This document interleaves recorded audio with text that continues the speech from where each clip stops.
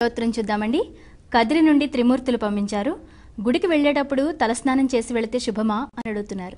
తలస్నానం చేసి వెళితే శుభమా అని అడుగుతున్నారు. తప్పకుండా మేలే కలుగుతుంది. బాహ్య స్నానము, ఆంతరిక స్నానము అనే స్నానం రెండు విధాలు. సప్తవిధ స్నానాలు, షడ్విధ స్నానాలు, అష్టవిధ స్నానాలు ఇవన్నీ ఒక పక్కన పెట్టగా, గౌణము అది ఇంకొక విధానం అలా పక్కన పెట్టగా, బాహ్య అభ్యంతర శుచి నిమిత్తమే స్నానం చేయాలి. స్నానం చేసినందువల్ల శరీరాన్ని ఆవరించినటువంటి మకిలి, మురికి తొలగిపోతుంది. మరి మనస్సును ఆవరించినటువంటి మురికి ఎలా పోతుంది? అది పోవాలి అంటే ఏం చేయాలి? గోవిందుని నామం స్మరించాలి.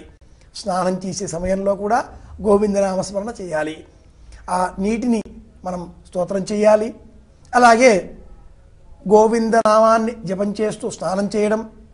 హిరణ్యశృంగం వరుణం ప్రపద్యే తీర్థం మేదే హియాచిత అంటే ఆ మంత్రాలన్నీ కూడా వస్తాయి చెప్పాలి. లేకపోతే గోవింద గోవింద గోవింద అంటూ కూడా స్నానం చేయాలి. ఇందువలన ఆంతరంగికంగా శుద్ధి ఏర్పడుతుంది. ఇక బాహ్యమైనటువంటి శుద్ధి కాపిల స్నానము, నడుము వరకు చేసేటటువంటి స్నానము. రోగం ఏదైనా వచ్చి ఉంటే, శరీరం అంతా కూడా తడపలేని స్థితిలో ఉంటే కాళ్ళ వరకు, నడుము వరకు కూడా మనం రాక్షస భాగము అంటారు. బొడ్డు క్రింది భాగమంతా కూడా రాక్షసం, బొడ్డు పై భాగమంతా కూడా దైవతం. అందుకే ఆభరణాలు ధరించే సమయంలో కూడా నాభి, బొడ్డుకు ఊర్ధ్వ భాగంలో ఉండే దేహమంతా కూడా బంగారు ఆభరణాలు ధరించాలి. నాభికి దిగువ భాగంలో ఉండే శరీరం అంతా కూడా వెండి చేత చేసినటువంటి ఆభరణాలను మాత్రమే ధరించాలి అంటుంది ధర్మం. ఈనాటి కాలంలో ద్రవ్యం ఉంది కాబట్టి బంగారంతో చేసినటువంటి పాంజేబులను, గజ్జలను ధరిస్తున్నారు. అది ధర్మం అంగీకరించదు. ఏమైతేనేం నాభేరథ కాపిలం, కంఠస్నానం మరొకటి. శిరస్నానము, తలారా స్నానం చేయడం. ప్రశ్న ఏమిటి అంటే, తలారా స్నానం చేసి దేవాలయానికి వెళ్ళడం శుభమా అంటే విరబోసుకొని పోవడం అశుభం. స్నానం చేయగానే కుర్రలను ఆరబెట్టుకునే నిమిత్తమై చాలామంది స్త్రీలు ఆ జుట్టును విరబోసుకుంటారు. కాస్త గాలికి చెమ్మ తగిలే విధంగా నిల్చుంటారు. డ్రైయర్స్ కొనుక్కున్న వాళ్ళు డ్రైయర్తో వాళ్ళు డ్రై చేసుకుంటారు. వాళ్ళ అదృష్ట దురదృష్టాలు వెంట్రుకలు ఉంటాయి, ఊడిపోతాయి. సహజంగా సూర్యరశ్మితో వాటిని ఆరబెట్టుకునే నిమిత్తమై వాటి గాలికి వదిలేస్తారు. అలా వెళ్ళడం దోషం, అశుభం. తల విరబోసుకొని వీధుల్లోకి పోవడం అశుభం. తల విరబోసుకొని కడప మీద కూర్చోవడం అశుభం. తల విరబోసుకుని ఇంట్లో తిరగడం మహా అశుభం. తల విరబోసుకున్నటువంటి స్త్రీలు ఎవరికీ కనిపించకూడదు. ఎవరినైనా సంహరించాలి అనేటటువంటి తీవ్రమైన భీషణ ప్రతిజ్ఞ చేసిన వాళ్ళు మాత్రమే తల విరబోసుకుంటారు. అందుకే ఒకనాటి కాలంలో తలారా స్నానం చేస్తే కూడా అమ్మ, నానమ్మ, అమ్మమ్మ ఇంట్లో ఉంటే వాళ్ళు వెంటనే వేలుముడి వేసుకో, వేలుముడి వేసుకో అనేవాళ్ళు. అంటే తలారా స్నానం చేసిన తర్వాత ఆ వెంట్రుకల చివరలను ఒక ముడి వేస్తారు. అలా ముడి వేసుకొని మనం నడవవచ్చును.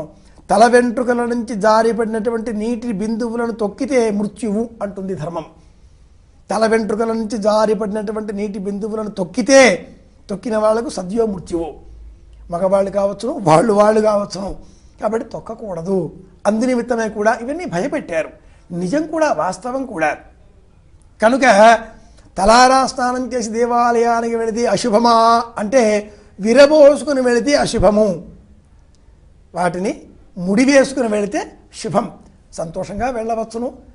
శారీరకంగా మనం చేసినటువంటి సకల పాపాలు కూడా శిరస్సును ఆశ్రయిస్తాయి అంటుంది ధర్మం. కనుక ఆ స్వామివారి సన్నిధానానికి వెళితే శిరస్సును ఉండేటటువంటి ఆ జుత్తును శిరస్సు సమర్పిస్తున్నాను అనేటటువంటి భావనతో తలనీలాల సమర్పణ అక్కడ చేస్తాం.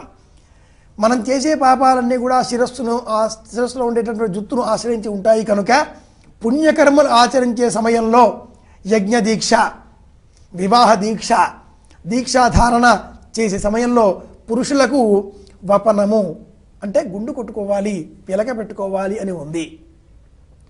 శుభకర్మలు చేసే ఆరంభంలో అలా చేసుకోవాలి. మొట్టమొదటగా ఇటువంటి క్షురకర్మ ఎవరు చేశారు? బ్రహ్మదేవుడు చేశాడు. అదంతా కూడా పూర్వం వేదంలో వచ్చేటటువంటి కథలు. మొట్టమొదటి క్షురుడు ఎవడు అంటే బ్రహ్మదేవుడు అని చెప్పాలి. ప్రశ్న ఏమిటి? తలారా స్నానం చేసి గుడికి వెళ్ళవచ్చునా? విరబోసుకుని వెళ్ళకూడదు. తలారా స్నానం చేసి గుడికి వెళితే శుభమే, వేలుముడి వేసుకుని వెళ్ళాలి. ఇది సమాధానం.